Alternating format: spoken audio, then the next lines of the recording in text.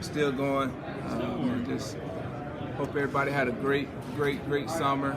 You know, me and my family, we had an awesome summer. Had a great time going down to my great state of Florida, spending some time with my family down there, and spending some time with my son and nephews and daughter.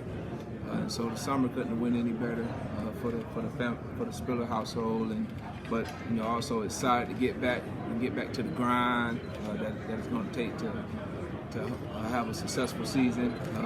It's been great, and hopefully you guys had a great summer too as well. Hopefully you was able to get away and spend time with some of your families, because that's the thing that I have learned, over these last 6 years. I can say is that, man, you can't replace family time, and so I was very conscious and very intentional about how I was going to spend my time this summer. So I just encourage y'all, man, just to do the same thing. I mean, I know we all have a huge responsibility to do as far as job-wise, but never substitute that for family time, because those are the memories that you can't get back. And so you want to try to make as many as you possibly can. But glad to see some of y'all faces.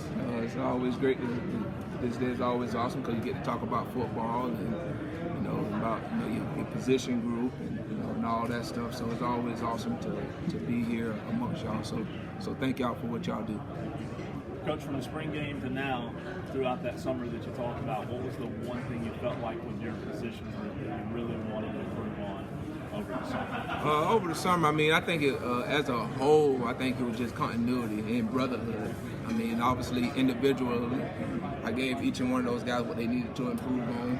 But as a group, I really wanted this group to really focus in on that brotherhood and cohesion, because we're going to need everybody. I mean, I know that's probably just some words that people say, but I truly believe that, especially at the running back position, because you just never know when it's going to be your time. And the biggest thing that you can't have is you can't have jealousy. That's been my number one thing since Coach Sweeney named me the running back coach, is that we cannot have jealousy in the room, because I think once jealousy creeps in your room, man, it just derails everything else. And so that's always a topic of discussion. But I think the biggest thing for me was just having those guys really spend time with each other and get to know them, because you got to get to know someone to really understand what's their makeup. And so that brotherhood and then just the cohesion, that was a big topic for us.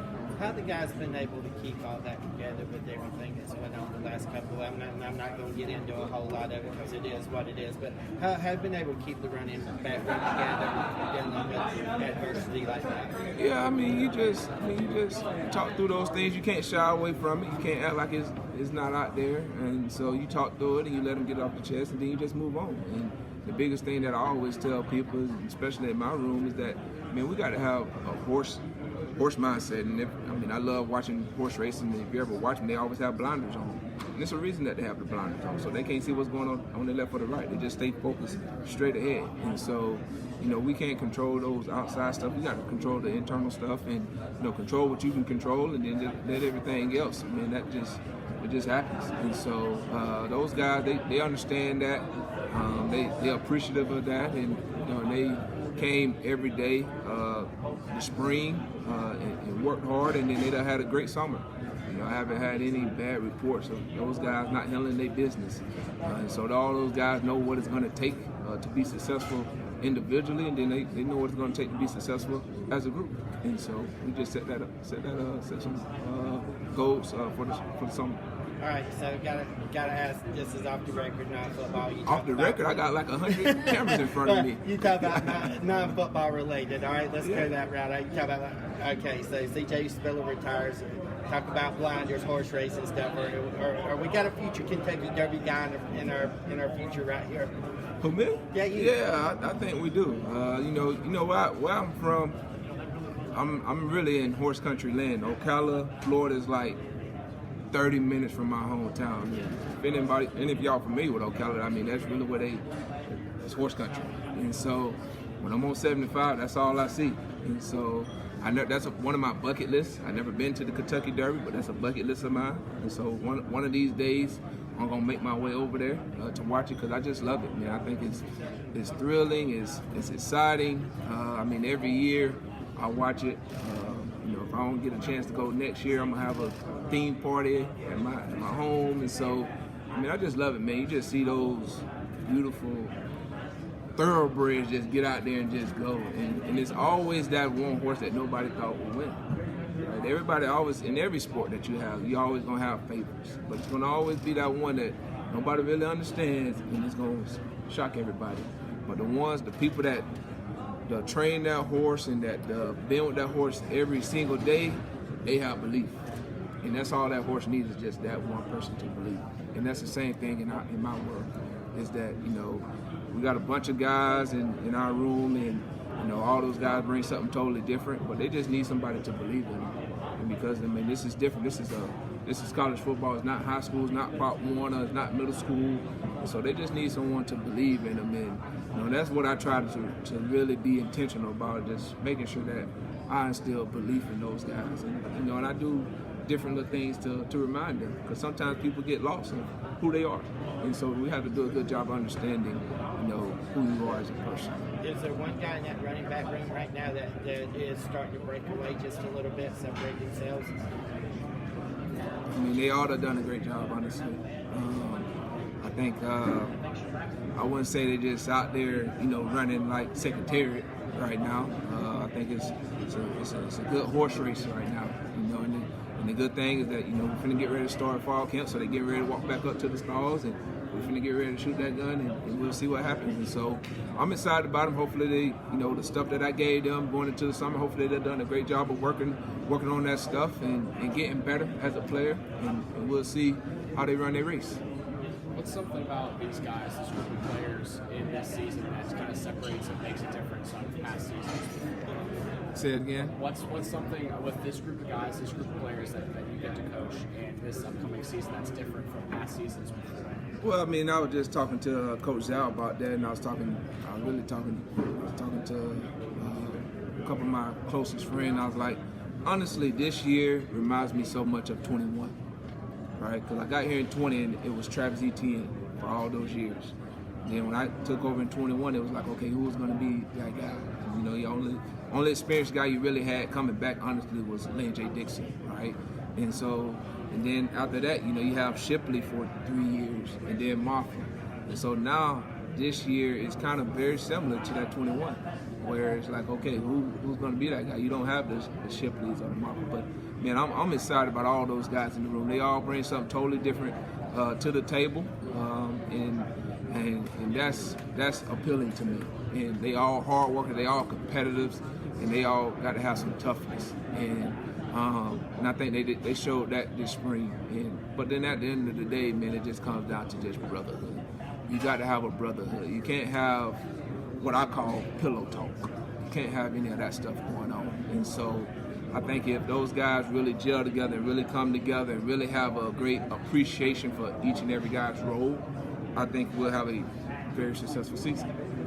Anytime you have the bickering and the jealousy of, oh, this guy got this many touches, this guy got this many yards, then we're gonna have a tough mountain to climb, but we'll get through it. Coach, you mentioned jealousy a few times. Is that something you learned as a player? Yeah, that's something that I learned as a player. I mean, especially going from where I'm from to coming to college and then going to the NFL, like that's the stuff that I dealt with. And so having those experiences, I'm able to share that knowledge with the guys in the room, and then I was able to help these guys. And so, but that was the number one thing when I took over, though, honestly, is like, you can't have jealousy, really. I mean, especially in the running back room. I can't speak for everybody else's room, but for the running back room, you cannot have jealousy in there, because then it will really derail everything that you're trying to build. And so I always tell those guys, if there's any jealousy, man, let's talk this thing out.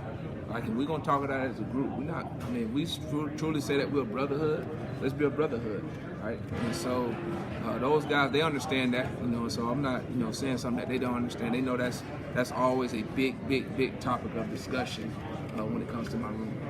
Now, I missed the first few questions, so my bad if you get up repeating something, but with you and Ben having so much influence in this uniform, transitioning to coaching a position group, is there any wisdom you've shared with him or can at this point?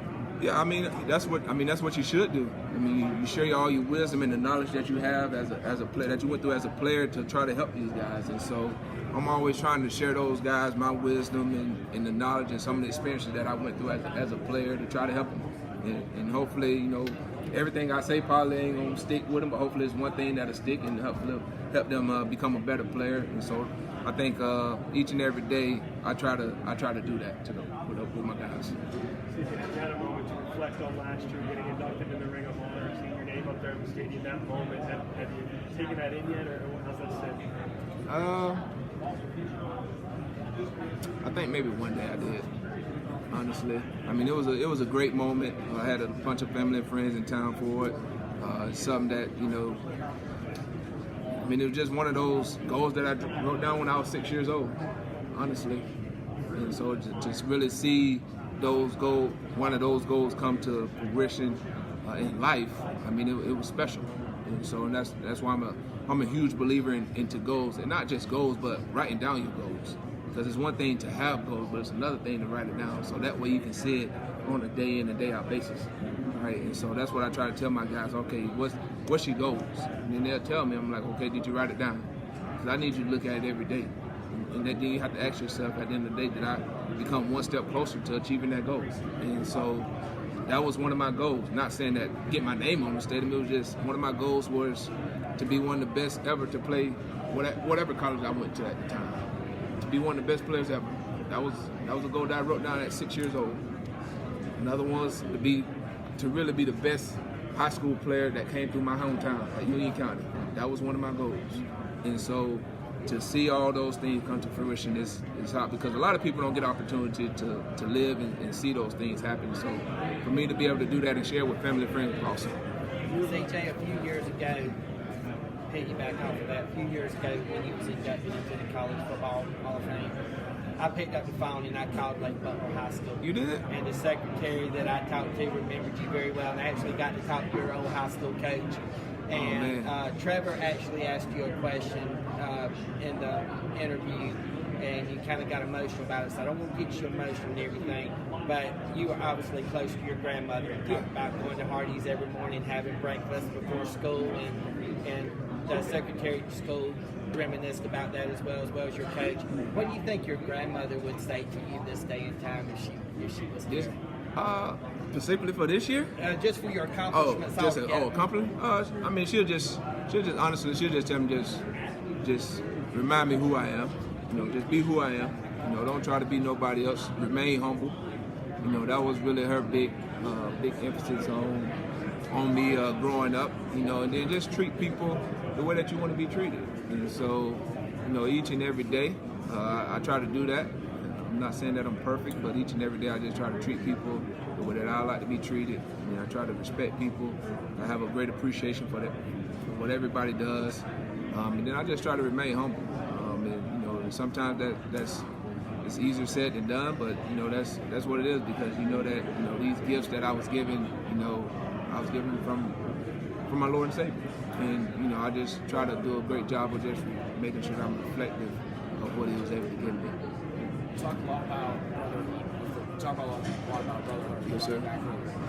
Without Will Shipley being gone, Footmoffin being gone, do you expect the running back room to be a lot more versatile for who you have in any given play at running back position? Or is it focused purely on that brotherhood as a group in total? Or is it kind of focused on trying to find a new number one?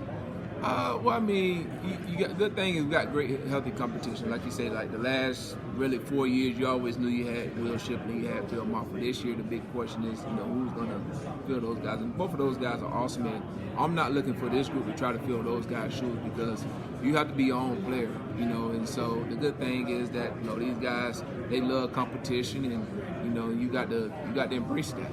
And I think, like I said earlier, I think it just goes back to you have to have a great appreciation for each guy's role, and I think that's probably one of the hardest things for young people to see, especially in today's world. Is you got to understand your role, and you just have to attack that, right? And so, but I think to his question, earlier, like that's an experience that I was able to go through that I'm able to share with them, right?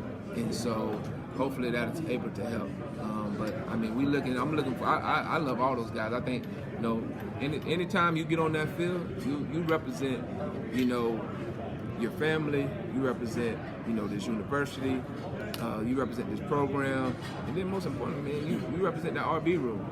And so you have to take great pride in that. So, you know, I'm not over there, you know, shaking in my boots when I was to put Jarvis Green out there, for instance. Like, man, you sit in the same meetings as, you know, a Keith Adams and an Adam Randall, and so I'm expecting you to be prepared, I guess you can say. And so I have all the confidence in those guys, and you know, they have to do their part now. They don't just come to them and just gonna come easy. But I mean, I have all the confidence in them. You guys are pretty good at teaching running backs how to play running back. So how do you teach a wide receiver how to play running back? How do I teach a wide receiver how to play running back? As an Adam Randall? Well, I mean, the biggest thing is, you know, going from receiver to running back is just more patience, right? Because when you're at receiver, he's watching the ball and he's just taking off, you know. And at the running back position, you have to be patient because you want to let your offensive line do what they was recruited to do, block the big guys. And so that was probably the big emphasis for me and him this spring, is just teaching that patience, because that's something was new for him, coming from the outside, coming back into that box now. And so because when the ball snapped, he just want to go, but you can't do that. And so that was, but he got better and better as the spring went on with that. And so really the patience, and then you know, sinking his hips. You know, that's the biggest thing. Obviously, he does that. He has that background from playing receiver and having to get in and out of breaks and stuff like that. And then, you know, after that, man, it's just all about your instincts and letting that stuff take over. Just building confidence, having your eyes in the right spot. And so, but it's been a great spring, and man, he was a great learner. He wanted to learn. He wanted to learn the position, and so that's always a plus. You mentioned writing down your goals. Do you have coaching goals written down? What are they? Yeah, I have some coaching goals written down, and that's be the best version of me. That's really that's really at the top of that list. Be the best version of me, because I think it's so easy, I think, in this profession to get caught up into seeing what other guys are doing and be like, oh man, I want to do that, and then you kind of just lose yourself a little bit, right? And so, to me, I just always just remind myself, hey, just go be the best version of C.J. Spring. You don't have to go be nobody else. And man, Coach Elliott really taught me that when I was able to spend some time up under him in 20 and 21. And he just always just told me, man, just be you. You don't have to be nobody else. You done played this position, you know the position. Just be you. You ain't got to worry about anything else. So that's the number one thing on my coaching goal, I guess you can say, is always be the best version of myself. Just always just be who I am, and don't get caught up into the external stuff or outside opinions and stuff like that. You talked about building the brotherhood. What are some key things that you tell the guys to do to be able to build that brotherhood? Spend time together outside the building, because I mean, these guys spend so much time in this building, you know, working out, watching film, and so, you know, go outside the building, go bowling, you know, go to the movies, go to somebody's apartment and play video games, and really get to know them. And then, you know, the thing that me and James Davis always done is that we always went to each other's hometown during the summer. You know, I want to see how you was brought up, you know, and then the same thing for him. He wanted to see how I was brought up. And so, you know, anytime that you can spend more time with someone, the better you get to know that person. And so those are just some things that I try to encourage those guys to do, is really spend a lot of time with each other outside this building. And sometimes you don't have to do it as a group. It could just be, for instance, it could be Adam Randall and Gideon Davidson going to McAllister and having lunch and just sitting down talking. You know, and so it don't always have to be this big, extravagant thing that you have to do. But man, I think the more time that you can spend with each other outside the building, the stronger that brotherhood is. Because at the end of the day, that's what it's all about. I had the opportunity to attend Will Shipley wedding this summer, and to see all his close friends that he built relationships with in college. That's what it's about. And to see him and Phil, I mean, it was literally what we preach about every day. Like, that's what it's about.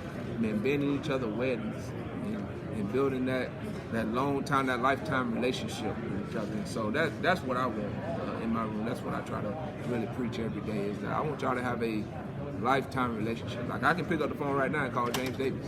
He'll pick up. I can pick up the phone right now and call Jacoby Ford. He's gonna pick up. But those were relationships that was built over time while we was here at Clemson. So that's the same thing that I try to have with my guys. Coach, with that brotherhood, you're welcoming a new member of the brotherhood to your coaching staff, with Ben Boulware coming in, and similar Clemson legends like yourself coming to the coaching staff. But what have you guys talked about, or what have you told him about with that transition and taking another big step with Clemson? Well, I mean, the biggest thing, like we talked about earlier, the biggest thing is that when you get on this side of it, that you have to just really share all your experiences with your guys, because obviously you can't get out there. You don't have any more eligibility, and so you can't get out there and do it for them. So the best thing you can do now is just give that wisdom and knowledge that you was able to gain while playing this game and stuff that other coaches was able to give to you. You just pour that back into them, and hopefully that they see that. And so, I had some time to spend with him on the recruiting trail, and we had some great conversation. Man, he has done a great job. I mean, he's a fiery guy. I mean, obviously y'all know that he's very intense, and he brings a tenacity to that group. And so, but I think it just goes back to what I just talked about, man. Just be you. You gotta be nobody else. Just be Ben Boulware, and I think he's done a great job with that so far. Coach, when you see something, I don't know if you saw yesterday, but Brian Kelly was talking about they have the real Death Valley, they're the Death Valley. You see something like that, how would you react to that as a player, and then now as a coach? Well, what do you try to say based on that? I would react to it, because I think it goes back to what we preach here. If you're living yourself from the outside in, then you're gonna react to every little thing that somebody says. And so, but when you're living your life from the inside out, there's no reaction. So if I was a player currently today, it wouldn't mean nothing to me, because at the end of the day, it doesn't mean anything. And so, what can I do to make sure that I'm prepared for fall camp? And it goes back to control the controllables. And so I wouldn't get caught up into it as a player, and so I'm not going to get caught up into it as a coach, because it doesn't mean anything. Because at the end of the day, guys got to go out there and play, and the name on the stadium obviously is very meaningful to our university, but again, Death Valley is not going to win the game. Guys that's on the field, that's how they're playing. That's what win games. And so we have an awesome home field. Hopefully, come game day, it'll be loud. And I know Tiger fans that's in South Carolina, I know they'll show up on that day. You know what's possible for a freshman running back. You know it's possible to come in here and play. Yeah, What's it is. realistic for Gideon? You've been around him a little bit. He comes in with a lot of attention. Yep. Is it realistic for him to be one of those small handful of guys, yourself included, that can be impactful right away? Yeah, if he does the things that he needs to do, I mean, he'll have an opportunity to play. And that's the beauty about Gideon, man, is that, he understands what he done in high school, that was high school. And he'll be the first to tell you, I haven't done anything yet, because they haven't. It's the same thing with me. The biggest thing, you come in with all the hype, you come in with the accolades and all that stuff. When you get to college, man, guys, the older guys anyway, they don't care nothing about it. They just want to know what we've been seeing is that you? All right, are you that guy? And so, man, he had a great spring, and I know he done had an awesome summer. And so if he's prepared and he's mentally, because physically, I don't know if y'all guys have seen him. Physically, he looks awesome and he can go play anything, but it's more than just being physically ready. You got to be mentally ready.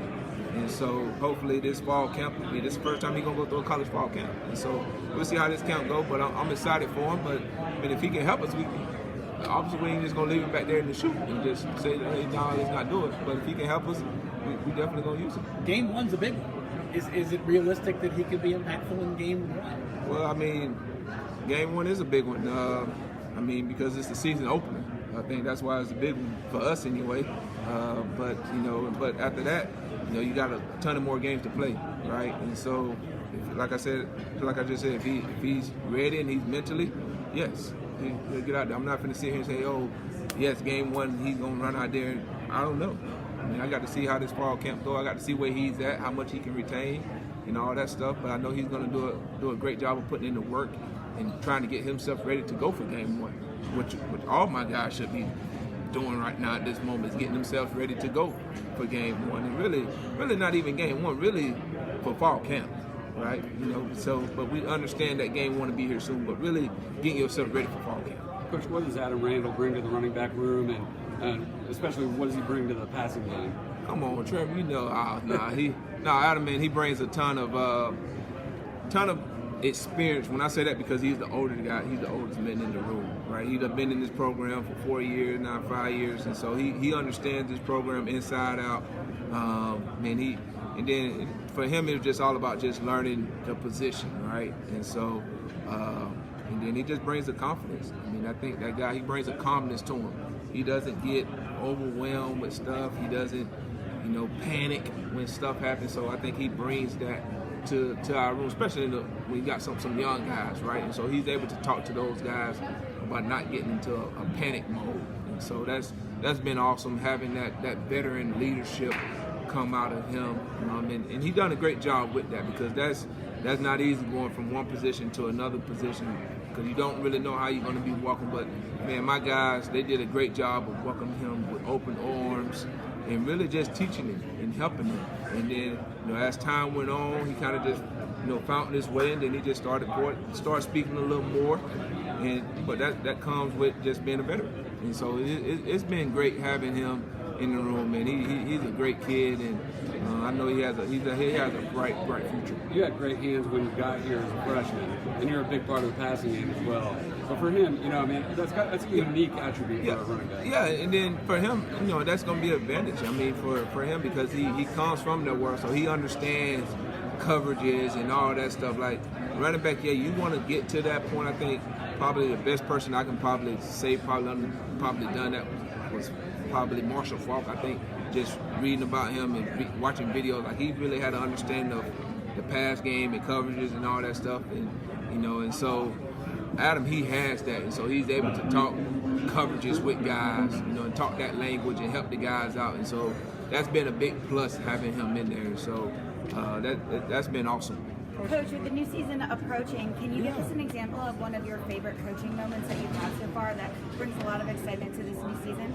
One of my favorite coaching moments that I've had this far that bring a lot of excitement to the season. I've had some few. I'll probably say that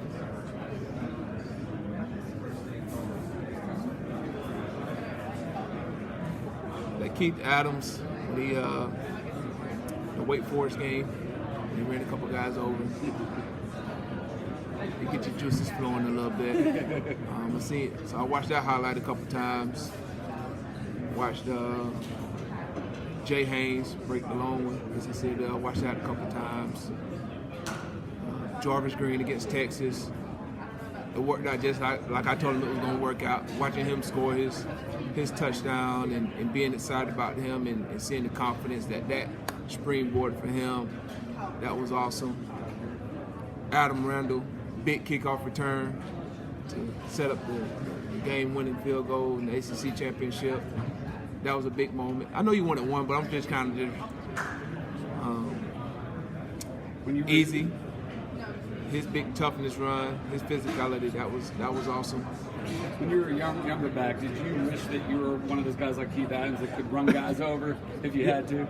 Yeah, I wish I had that trait. But the good Lord, when He made me to be very speedy in agility and elusiveness, and so I'm very happy with the traits that He gave me. But if I could have had the Keith Adams, power and the James Davis power, that would have been awesome. And the Adam Randall versatility, where I can get out there and run every route tree in the book, that would have been awesome, which I could have done. We just didn't ask me to do it. But it's some traits that I would love to take from some of these guys that would add to my game. That would have helped me. Talking to Gideon's dad, you're saying that number-wise, he wouldn't necessarily even know number 9, Travis Etienne's number. Does he have, from your perspective, he had awareness of wearing that number? confident that you're a freshman wearing a I mean, I think that's how raw he is. That he really don't he just goes with the flow. You know what I mean? Obviously, he knows Travis Etienne, and he try to, obviously pays respect to that and it's significant. But other than that, outside of that, I don't think he really understands. He don't get caught. I would say he don't get caught up into all that stuff. You know what I mean? And so that kid, man, he just puts his head down and just goes to work. But because he had never worn them down before. And so for him to have it on, I'm pretty sure he understands the great pride that comes with that. But he understands that the number don't make the person makes the number.